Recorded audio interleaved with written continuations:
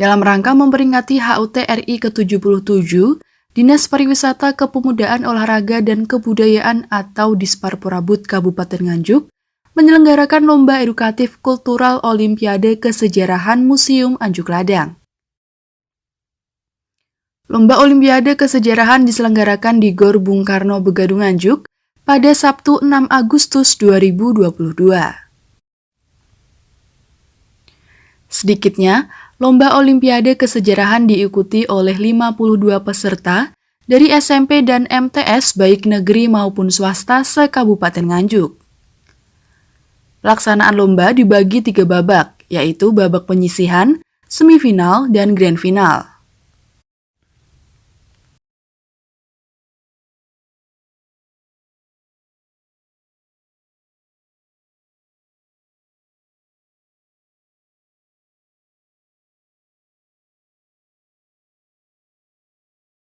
Pada babak penyisihan, peserta yang masing-masing terdiri dari 3 orang mengerjakan 50 soal tentang kesejarahan masa prasejarah, Mataram klasik, Mataram Islam, kolonial, hingga pasca kemerdekaan. Dari babak penyisihan diperoleh 10 besar untuk mengikuti seleksi ke babak semifinal dengan soal uraian sebanyak 25 soal. Hasilnya dipilih 3 kelompok untuk mengikuti babak grand final. Untuk babak grand final dilakukan dengan sistem cerdas cermat untuk menentukan juara 1, 2, dan 3.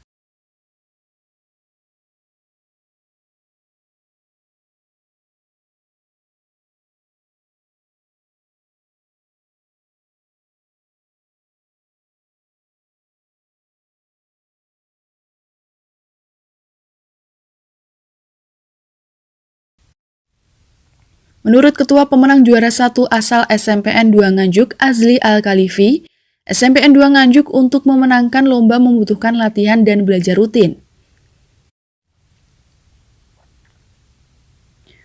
Beberapa buku yang terkait nilai-nilai sejarah di Indonesia dipelajari, terutama materi kesejarahan yang ada di Kabupaten Nganjuk.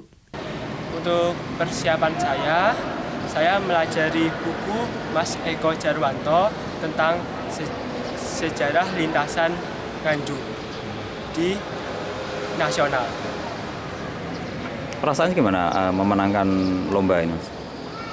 Sangat kaget sebetulnya karena untuk SMPN 2 baru kali ini mendapatkan juara pertama. Sebelumnya di tahun 2021 saya pernah mengikuti lomba ini di Museum Anjuk Ladang, tapi memenangkan juara 3. Persiapannya berapa hari? Untuk persiapannya dari tahun kemarin sudah mempelajari buku Mas Eko Jarwanto tentang sejarah lintasan Nganjuk. Karena saya dari kelas 7 SMP sudah senang untuk mempelajari sejarah, semua sejarah, terutama tentang penjajahan dan kolonialisme. Berdasarkan lomba ini tadi ada sesuatu yang menarik, Mas? Bisa diceritakan? Menurut saya ya sangat menarik karena untuk tadi pas babak semifinal itu, pas masuk ke babak semifinal itu, nomor saya dipanggil terakhir sendiri. Saya kira saya tidak lolos. Agung Subekti, Kasih Sejarah Museum dan Kepurbakalaan Dinas Parporabud Kabupaten Nganjuk menyampaikan, tujuan Lomba Edukatif Kultural Olimpiade Kesejarahan adalah untuk mengembangkan pengetahuan tentang nilai-nilai sejarah kepada generasi muda, khususnya pelajar.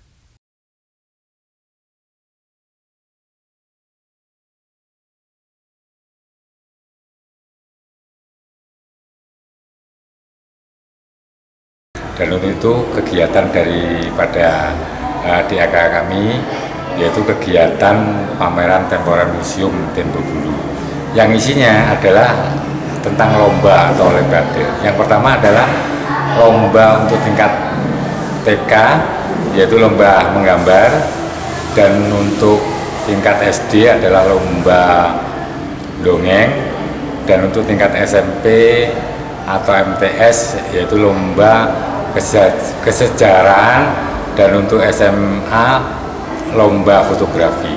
Dan itu adalah suatu program yang telah dilaksanakan setiap tahun sekali dengan dana dari DAK, BOP, Taman Budaya tahun 2002. Dan untuk kegiatan lomba tersebut gunanya untuk melestarikan dan untuk generasi, terutama generasi muda, tentang sejarah, bahwa mereka harus tahu ke depannya itu. Selain lomba Olimpiade Kesejarahan dalam rangkaian HUT RI ke-77 dan pameran temporer dengan tema Jejak Sejarah Era Kolonial di Jawa Timur, juga digelar berbagai lomba, yaitu lomba menggambar bagi anak-anak TK, lomba mendongeng menggunakan bahasa Jawa bagi anak-anak SD, dan lomba fotografi bagi anak-anak SMA sederajat. Bagi para pemenang, masing-masing mendapat penghargaan dan hadiah uang pembinaan dari panitia yang diberikan pada acara penutupan pameran di Museum Anjuk Ladang Nganjuk. Dari Nganjuk, Jawa Timur, Nganjuk TV melaporkan.